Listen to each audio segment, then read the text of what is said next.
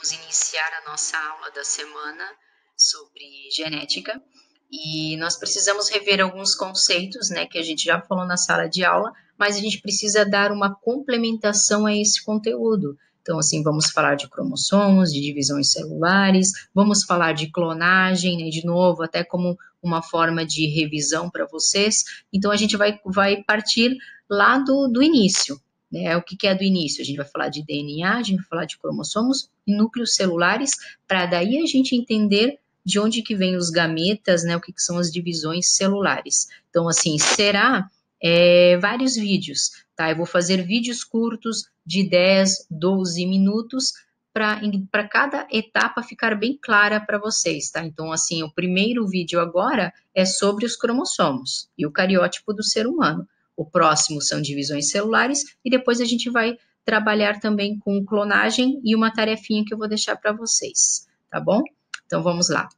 Vamos já de início para a palavrinha cromossomos, então. O que são cromossomos? Né? Cromossomos, o que é isso? Eu sei que nós temos 46 cromossomos, a professora falou isso na sala de aula, que os gametas têm 23 cromossomos, mas o que são esses cromossomos? Qual é o conceito da palavra cromossomos? Se você procurar na internet cromossomos, vocês vão encontrar sempre ele assim, ó, nessa estrutura parecendo um X, sempre unidos. Mas os cromossomos, será que sempre são unidos assim? Não, vocês vão ver mais para frente que não. Tá? Essa é a estrutura mais conhecida, esse é o marketing, né, dos cromossomos, mas nem sempre eles estão assim unidos, tá? Então, vamos lá. Aqui. Onde que se encontram os cromossomos? Bom, vocês já viram na sala de aula que o DNA, ele se encontra onde? No núcleo das células. Então, dos seres eucariontes, o DNA se encontra no núcleo. Dos seres procariontes, ele se encontra espalhado no citoplasma, né? Espalhado naquelas células mais desorganizadas. Então, aqui o material genético ele vai se encontrar no núcleo das nossas células. Se pegar uma célula da saliva, né? Se eu pegar o cabelo, um pedaço da minha pele, e eu olhar lá, né, via microscópio, a quantidade de cromossomos que eu tenho, terá lá os 46 cromossomos da minha espécie. Mas, o que são, então, propriamente dito, esses cromossomos, professora? Vamos lá logo, né? Então, aqui, o que são esses cromossomos? Vocês estão vendo esse filamento de DNA enorme aqui saindo lá dos cromossomos? Pois é. Este filamento de DNA, quando ele está aberto, ele se torna muito extenso. Então, para que ele caiba dentro do núcleo das nossas células, para que realmente a célula seja mais organizada, este filamento de DNA, ele precisa se condensar. E a partir do momento que ele fica mais condensado, ele acaba formando uma estrutura que se chama cromossomo. Então, o cromossomo é DNA condensado, é um amontoado de DNA.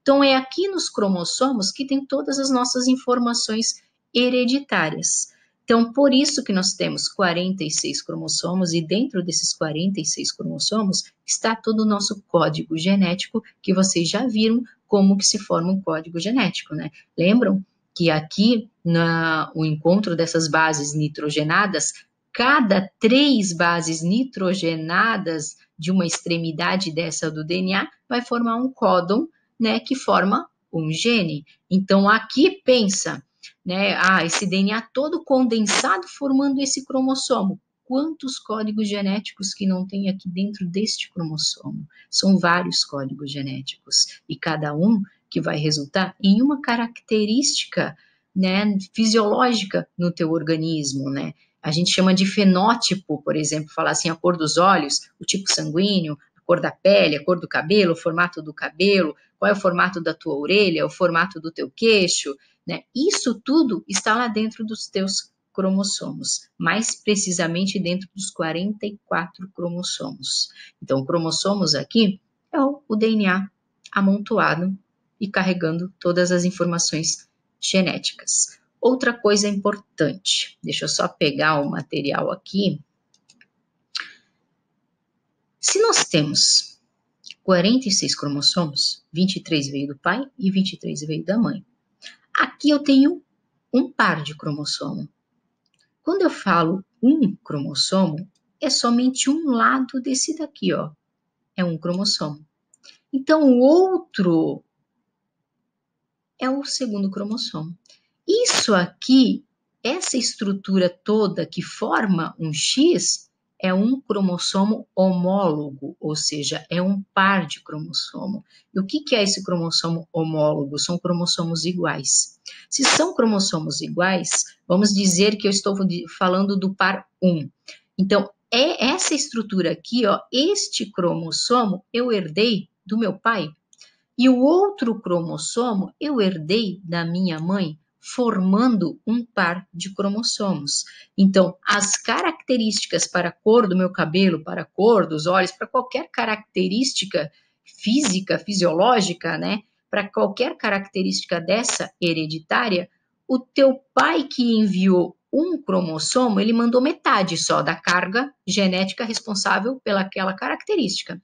Daí tem que vir o outro cromossomo igual a esse cromossomo para complementar a outra carga hereditária que estava faltando. Daí sim, os dois se unindo, se complementam a informação genética para as suas características. Por isso que eles estão sempre em pares, eles precisam deste complemento. Agora a gente vai ver o que é um cariótipo, né? Como que forma isso? O que vai formar esta união, então, desses pares, desses cromossomos homólogos? Então, olha só, nós temos os cromossomos homólogos aqui também. No par 1, são cromossomos homólogos. Por que eles são homólogos? Por que eles são idênticos? Porque o cromossomo 1 desses daqui, ó, ele vai carregar metade das informações que o outro tem que carregar a outra metade. É como uma chave e uma fechadura, né? Para que consiga, eles precisam se encaixar para dar as características daquele indivíduo.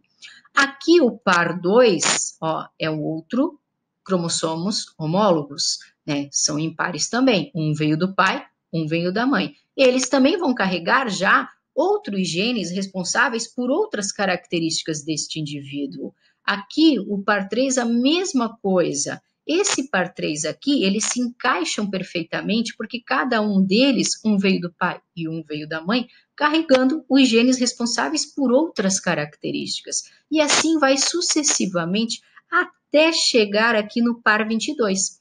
O par 22 aqui fecha os pares de cromossomos autossomos. Os cromossomos autossomos são responsáveis pelas nossas características físicas, tá? São características, aqui também não só físicas, tá? Características fisiológicas, biológicas, né?